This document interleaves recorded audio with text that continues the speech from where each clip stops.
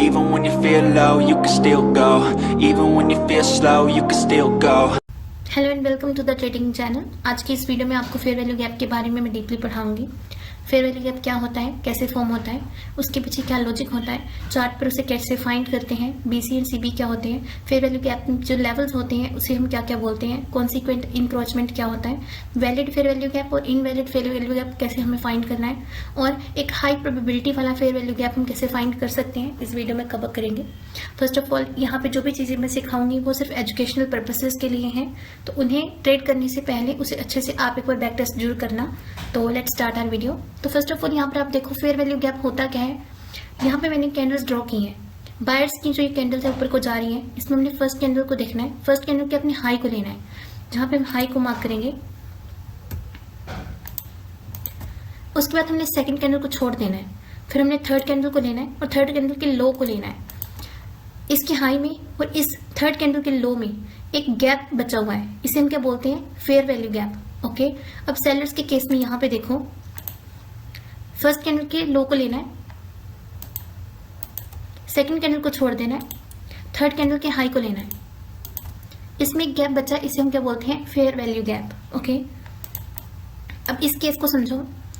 Sellers की candle आई, again यहाँ से बायर्स ऊपर की ओर जाना शुरू कर गए। ओके, बट अब की बार क्या हुआ, ये जो कैंडल है इसके इनसाइड में ये कैंडल है, मींस इसने से हाई जो लो को नहीं लिया हुआ, ये इसके इनसाइड है, मींस इसके अंदर है। ठीक है, तो जब ये केस हो जाए तब हमने क्या करना है, तब हमने लेनी है मदर कैंडल। मदर कैंडल कौन सी कैंडल है, जिसके अंदर ये कैंडल आती है। तो इसकी किसके अंदर आ रही है, ये रेड कलर की कैंडल के अंदर आ रही है। तो हमने क्या करना है, इसके हाई को लेना है, सेकेंड कैंडल को छोड़ देना है, थर्ड कैंडल के लो को लेना है। तो इसके बीच में जो गैप बचता है इसे हम बोलते हैं फेयर वैल्यू गैप। ओके, तो अभी यहाँ पर आपको समझ आ चुका होगा कि फेयर वैल्यू गैप किसे बोलते हैं और कैसे ये फॉर्म होता है। अब बारी आती है कि इसके बनने का कारण क्या है। जब मार्केट में ऑर्डर मैच होते हैं तो एक बायर का ऑर्डर एक सेलर के ऑर्डर के अगेंस्ट प्लेस होता है, तभी एक ऑर्डर मैच होता है। बट अगर मान लो कि बायर्स की जो ऑर्डर है वो ज्यादा हो जाए और सेलर कम बचे और बायर ज्यादा हो जाए, तो मार्केट में क्या होगा, अग्रेसिव बाइंग आएगी और एक इम्बैलेंस क्रिएट हो जाएगा। मीन्स लगातार बाइंग आएगी और उसमें क्या होगा, मार्केट गैप छोड़ते छोड़ते ऊपर की ओर मूव करेगा। इसे हम क्या बोलते हैं, फेयर वैल्यू गैप। ओके, अब यहाँ पे देखो फेयर वैल्यू गैप को चार्ट्स पे कैसे देखते हैं, तो यहाँ पे देखते हैं, यहाँ पे समझो। फर्स्ट ऑफ ऑल यहाँ पे देखो, इस कैंडल के लो को लेना है, सेकंड कैंडल को छोड़ना है, थर्ड कैंडल के हाई को लेना है, ये एक फेयर वैल्यू गैप है। अगेन यहाँ पे देखो, ओके यहाँ पे देखो, ये इस कैंडल को अगर आप देखोगे तो इस कैंडल के आगे सेकंड कैंडल को छोड़ के अगर हम थर्ड कैंडल को देखेंगे तो यहाँ पे गैप नहीं है, मींस यहाँ पर फेयर वैल्यू गैप नहीं है। तो उस केस में हमें क्या करना है, हमने नेक्स्ट कैंडल को देखना है, इस कैंडल के लो को देखो, नेक्स्ट कैंडल को छोड़ो, थर्ड कैंडल के हाई को देखो। तो यहाँ पे अगर हम इसको ड्रॉ करें तो क्या बनेगा, ऐसे बन जाएगा। यहाँ पे देखो, ऐसे हम फेयर वैल्यू गैप ड्रॉ करते हैं। अब एक और हम यहाँ पे एग्जाम्पल लेते हैं। ओके, यहाँ पे देखो एक माइनर सा गैप आपको दिखेगा, इसके बोलते हैं फेयर वैल्यू गैप। ओके, इसके लो को लेना है और इसके हाई को यहाँ पे मैच करना है, मिन्यूट सा गैप एक, इसे हम बोलते हैं फेयर वैल्यू गैप। ओके,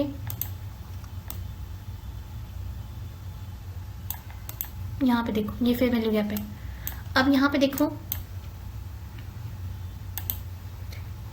इस कैंडल के हाई को लेना है, इसके लो को लेना है, यहाँ पे फेयर वैल्यू गैप है। अब यहाँ पे देखो, इसके हाई को लेना है, सेकंड कैंडल को छोड़ देना है, थर्ड कैंडल के लो को देना है, ये क्या है, फेयर वैल्यू गैप है। और मार्क करते हैं यहाँ पे, समझो।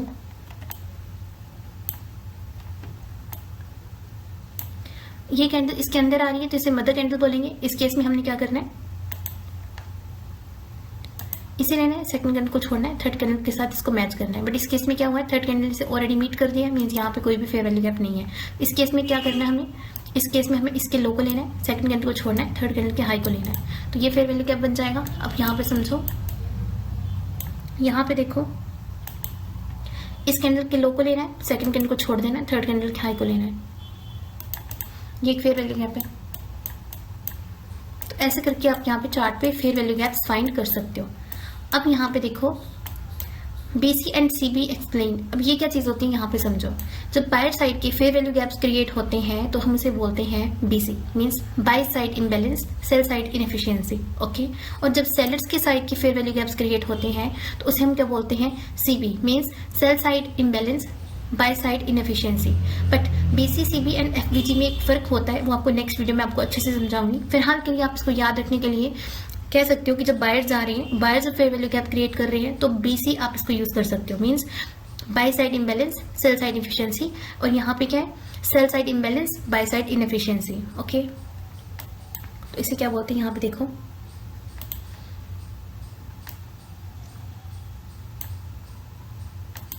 ओके, इसे क्या बोलते हैं, by side imbalance, sell side inefficiency. और सेलर्स के साइड के इम्बैलेंस को क्या बोलते हैं, CB।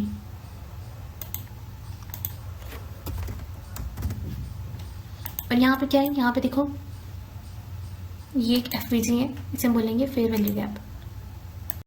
ओके, अब बारी आती है BC एंड CB को चार्ट पे देखते हैं कि इसे कहाँ कहाँ ढूंढ सकते हैं। अब यहाँ पे देखो सेलर्स की साइड का इम्बैलेंस है, इसके बोलेंगे CB। ओके, तो अब यहाँ पे देखो, ये देखो, ये जो यहाँ पे आप देख सकते हो सेलर्स की यहाँ पे कैंडल को देखो, ये इसके इनसाइड है तो हम इसको नहीं लेंगे। इस कैंडल को देखो, इसके हाई को लेना है, सेकंड कैंडल को छोड़ना है। और उसके बाद यहाँ पे क्या हुआ, यहाँ पे कोई भी इम्बैलेंस नहीं है। ओके, यहाँ पे देखो ये क्या है, एक फेयर वैल्यू गैप है। ओके, तो यहाँ पे देखो ये इसकी इनसाइड है तो हमने इसको लिया। अब यहाँ पे देखो इसको और इसको देखो, फर्स्ट कैंडल के लो को लेना है, सेकंड कैंडल को छोड़ना है, थर्ड कैंडल के हाई को लेना है। ये क्या है, CB। एक एग्जांपल BC की भी देख लेते हैं, तो यहाँ पे समझो, यहाँ पे देखो बायर साइड का यहाँ पे इम्बैलेंस है, इसे हम क्या बोलते हैं, इसे बोलते हैं BC। Okay, BISI, buyer side imbalance, sell side inefficiency. Okay, I hope आपको BC और CB का कॉन्सेप्ट अच्छे से समझ आ चुका होगा। ओके, अब बारी आती है कि कॉन्सिक्वेंट इंक्रोचमेंट क्या होता है। यहाँ पे समझो फेयर वैल्यू गैप के लेवल्स के बीच में ही आता है। यहाँ पे समझो एक फेयर वैल्यू गैप मैंने ड्रॉ किया, इसमें 3 लेवल है, 1, 2, 3। और ये सेकंड जो 50% होता है फेयर वैल्यू गैप का, उसे क्या बोलते हैं हम, कॉन्सिक्वेंट इंक्रोचमेंट। यहाँ पे समझो जो ये 50% होता है फेयर वैल्यू गैप का, इसके बोलते हैं कॉन्सिक्वेंट इंक्रोचमेंट। ओके, अब बारी आती है valid and invalid fair value gaps. तो यहाँ पे देखो फर्स्ट कैंडल के हाई और सेकंड कैंडल को छोड़ के थर्ड कैंडल के लो के बीच में गैप है, मींस यहाँ पे गैप है, इसे क्या बोलते हैं, अनमिटिगेटेड। मींस ये जो फेयर वैल्यू गैप है ये क्या है, वैलिड है। अब अगर ऐसा होता, यहाँ पे समझो इसके केस को लेते हैं, अगर ऐसा होता कि इनमें कोई गैप ही ना होता। अब यहाँ पे समझो फर्स्ट कैंडल के लो को लेना है, सेकंड कैंडल को छोड़ना है, थर्ड कैंडल के हाई को लेना है। अगर इसमें कोई गैप ही ना होता तब ये फेयर वैल्यू गैप क्या हो जाता, इनवैलिड हो जाता। तो जब गैप होगा तो वैलिड होगा, जब गैप नहीं होगा तो इनवैलिड होगा। अब एक चीज और आप यहाँ पे समझो, मार्केट जब मूव कर रही होती है तो मार्केट लगातार बहुत सारी फेयर वैल्यू गैप्स बनाती जाती है। ओके, तो हमें कैसे पता चलेगा इनमें से कौन सा फेयर वैल्यू गैप वैलिड है। तो उसके लिए हमने क्या करना है, हमने यहाँ पे प्रीमियम एंड डिस्काउंट का जोन लेना है। फॉर एग्जांपल मुझे यहाँ पे फाइंड करना है कि कौन सा फेयर वैल्यू गैप सही है और कहाँ पे हमें ट्रेड लेनी है। तो हम क्या करेंगे, यहाँ से लेके लो से लेके हाई तक इस वेव को लेंगे। अब इसके डिस्काउंट जोन में जो फेयर वैल्यू गैप होगा वही हमारा वैलिड फेयर वैल्यू गैप होगा।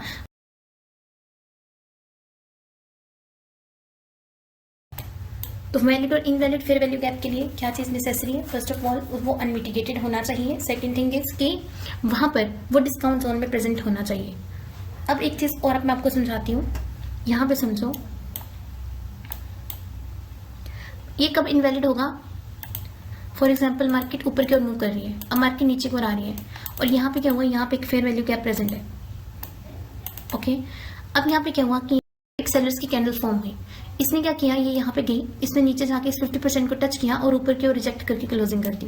मींस यहाँ पे क्या हुआ है, इसने कॉन्सिक्वेंट इंक्रोचमेंट का जो ये लेवल है 50% का लेवल, वहां से रिजेक्शन ले ली है। तो और ये अब है कहाँ पे, ये एक डिस्काउंट जोन में है।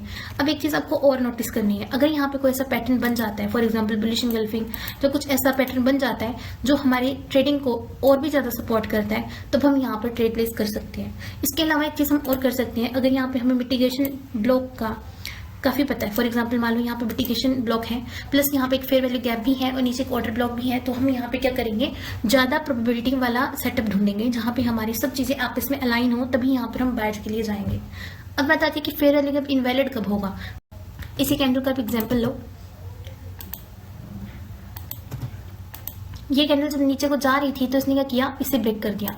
जब इस फेयर वैल्यू गैप को इसने मिटिगेट ही कर दिया, मींस जब इस फेयर वैल्यू गैप इसने ब्रेक कर दिया, मींस अब ये जो फेयर वैल्यू गैप है ये अब किसी भी काम का नहीं है और हमें यहाँ पे अब कोई भी ट्रेड नहीं लेनी है। तो वैलिड और इनवैलिड फेयर वैल्यू गैप्स क्या होते हैं वो मैंने आपको अच्छे से समझाया। जिसमें मिटिगेटेड हो वो इनवैलिड होता है, जब अनमिटिगेटेड होता है तो वैलिड होता है। और हमें कहाँ फाइंड करना है, वो डिस्काउंट जोन में फाइंड करना है। और इनवैलिड फेयर वैल्यू गैप क्या होता है, जब यहाँ पे कैंडल उसके नीचे क्लोज कर दें। और एक अच्छी ट्रेड हमें कहाँ मिलती है, जब हम 50% से एक रिजेक्शन देखें, और 50% के अगर रिजेक्ट होने से पहले भी अगर ऊपर क्लोजिंग कर देती है तो भी एक वैलिड फेयर वैल्यू गैप उसे हम लेंगे, वहीं से भी अच्छी ट्रेड हमें मिल सकती है। अब बारी आती है high probability fair value gap हम कैसे फाइंड करें। फॉर एग्जांपल अभी मैंने आपको यहाँ पे समझाया, मार्केट ऊपर की ओर मूव कर रही है, ओके। अब यहाँ पे देखो, ये एक मिटिगेशन ब्लॉक था जिसे इसने ऑलरेडी मिटिगेट कर दिया है। अब मार्केट ने क्या किया, अगेन मार्केट ऊपर की ओर गई और यहाँ से ऊपर की ओर चली गई। अब मार्केट अगेन नीचे की ओर आ रही है और यहाँ पे क्या हुआ, हमारा जो फेयर वैल्यू गैप है वो यहाँ प्रेजेंट है, यहाँ कहीं पे प्रेजेंट है। अब यहाँ पे समझो एक और हमारे यहाँ पे मिटिगेशन ब्लॉक भी प्रेजेंट है, प्लस यहाँ पे एक फेयर वैल्यू गैप भी प्रेजेंट है। और सपोज करो इसके नीचे कोई भी ऑर्डर ब्लॉक प्रेजेंट ही ना हो, सब कुछ मिटिगेटेड हो, तब क्या होगा, प्राइस को यहीं से ऊपर जाना पड़ेगा। इस केस में मिटिगेशन ब्लॉक हमें सपोर्ट कर रहा है, ब्रेकआउट ऑफ स्ट्रक्चर हो चुका है, मींस इसने ब्रेकआउट पे ट्रेड की होगी, उसकी भी स्टॉप लॉसेस उड़ जाएंगे। अब मार्केट जब नीचे आएगी, यहाँ पे फेयर वैल्यू गैप के अंदर कोई ऐसा पैटर्न बने जहाँ पे हमारे जो ट्रेड है उसे सपोर्ट किया जाए, तो हमारे यहाँ पे 3 ऐसी चीजें हैं जो हमें ऊपर की ओर अच्छा सिग्नल दे रही है, तो हमारी एक अच्छी सेटअप यहाँ पे बन सकता है। आई होप आपको ये अच्छे से समझ आ चुका होगा कि कैसे एक हाई प्रोबेबिलिटी की ट्रेड लेनी है। हम इसके अलावा कहाँ कहाँ ट्रेड प्लान कर सकते हैं, हम यहाँ पे समझो। फॉर एग्जाम्पल यहाँ पर एक गोल्डन जोन है, OTE के साथ हम गोल्डन जोन ढूंढेंगे। फॉर एग्जांपल हमारा गोल्डन जोन यहीं कहीं बन रहा है और इसके अलावा यहीं पे ही एक फेयर वैल्यू गैप भी है और एक ऑर्डर ब्लॉक भी है, और उसके नीचे और कोई ऑर्डर ब्लॉक हमें नहीं दिख रहा और मार्केट को ऊपर ही जाना है। तब क्या होगा, तब भी यही होगा कि मार्केट क्या करेगी, पहले नीचे आएगी, इसको टैप करेगी, यहाँ पे कोई ऐसा पैटर्न फॉर्म करेगी जो हमारी अपनी किसी सेटअप को सपोर्ट करता हो। तब हम यहाँ पे क्या करेंगे, तब हमारी जो ट्रेड प्लेस होगी वो कहाँ की होगी, लिक्विडिटी तक। मार्केट POS लिक्विडिटी को मूव करती है, तो हम यहाँ पे एक अच्छी ट्रेड कैप्चर कर पाएंगे। आई होप आपको अच्छे से समझ आ चुका हो कि हाई प्रोबेबिलिटी ट्रेड को हम कैसे फाइंड कर सकते हैं। इस केस में कैसे फाइंड करना था वो मैंने आपको समझाया। आई होप आपको ये सब चीज़ें अच्छे से समझ आ चुकी होंगी। एंड इसके अलावा फेयर वैल्यू गैप को यहाँ पे समझो, यहाँ पे देखो, ये इसका 50% जोन है, इसे बोलते हैं हम कॉन्सिक्वेंट इंक्रोचमेंट। और यहाँ पे देखो, ये एक फेयर वैल्यू गैप है, इसे टैप करते ही सेलिंग आई है यहाँ पे, तो हम यहाँ पे भी ट्रेड ले सकते थे, इसको टैप करें तभी ले सकते थे। अगर ये कैंडल इसे ब्रेक कर दे तो हम ट्रेड प्लेस नहीं करते, कभी हम डाउन की ट्रेडिंग नहीं करते। क्यों, क्योंकि हमें यहाँ पे देखना है कि वैलिड फेयर वैल्यू गैप कहाँ है। अगर वो इसको ब्रेक कर देगा तो वो वैलिड फेयर वैल्यू गैप नहीं रहेगा। ये CB है, ओके, CB से यहाँ पे सेलिंग आई है। अगेन यहाँ पे देखो, ये एक FVG है, ये एक FVG है। यहाँ पे देखो,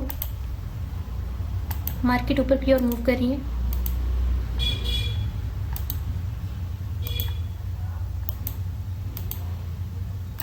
ओके।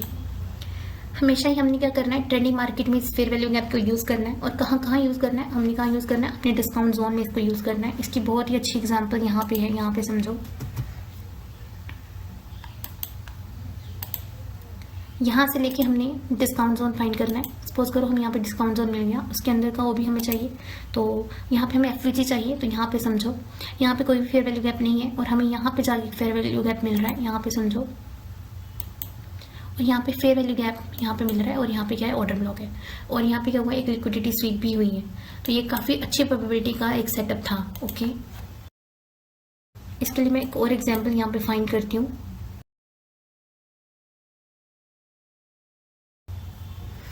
यहाँ पे देखो ये बायर सेट का इम्बैलेंस है, इसे हम बोलते हैं एफवीजी, यहाँ से यहाँ। और जो कैंडल एफवीजी के साथ नीचे होती है उसे हम बोलते हैं ऑर्डर ब्लॉक, उसको मैं नेक्स्ट वीडियो में समझाऊंगी। और ये ऑर्डर ब्लॉक से बाइंग आई है, इसे अभी के लिए मैं छोड़ देती हूँ। ओके,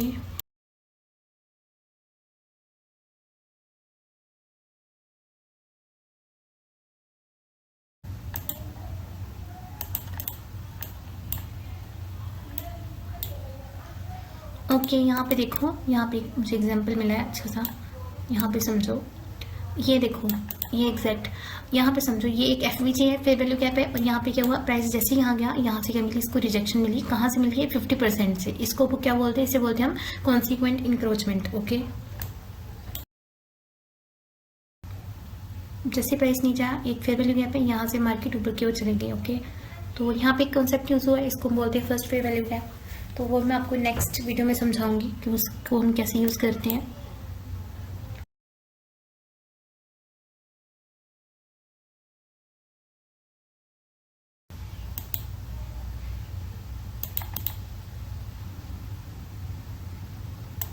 ये ऑर्डर ब्लॉक है, यहाँ पे समझो, ये एफवीजी है यहाँ पे। मुझे एग्जैक्ट एक अच्छी सी एग्जांपल चाहिए आपको समझाने के लिए, मुझे अच्छी सी एग्जांपल मिल नहीं रही है इस वक्त।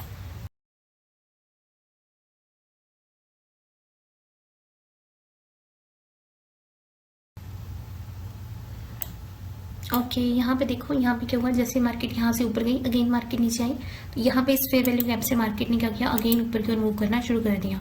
ये एक एग्जैक्ट सिचुएशन है जहाँ पे ये 50% का यूज हुआ है। ओके, तो आई होप आपको ये अच्छे से समझ आ चुका हो कि कैसे हम एफवीजी को ड्रॉ करते हैं, और SIBI क्या होता है, BISI क्या होता है, और एफवीजी का लॉजिक क्या है, और चार्ट पे कैसे फॉर्म होता है, कैसे हम वैलिड और इनवैलिड फेयर वैल्यू गैप को यूज़ कर सकते हैं, और इसके अलावा कहाँ हम उसको अच्छे से यूज़ करते हैं, वो मैंने आपको अच्छे से समझाया। काफ़ी सारी मैंने आपके यहाँ पे एग्जाम्पल्स भी दी हैं। अगर आप इस लेग को यहाँ से यहाँ लेते हो,